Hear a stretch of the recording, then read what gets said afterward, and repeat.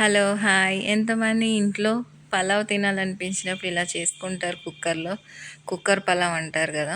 నేనైతే ఇదే రెసిపీ ఎక్కువగా చేస్తాను ఇంట్లో.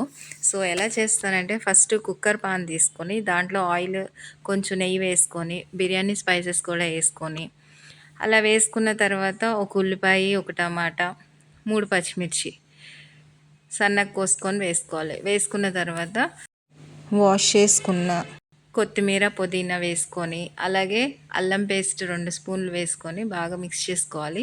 తర్వాత ఒక హాఫ్ కేజీ చికెన్ తీసుకొని వేసుకోవాలి.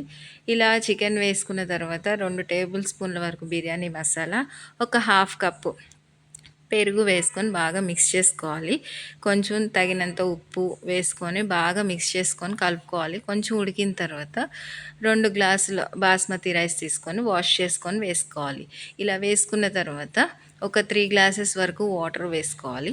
మనం ఇది కుక్కర్‌లో చేస్తున్నాం కాబట్టి ఎక్కువ వాటర్ వేసుకుంటే ముద్దగా అయిపోయిద్దని నేను 3 గ్లాసెసే వేసాను. సరిపోతాయి వాటర్.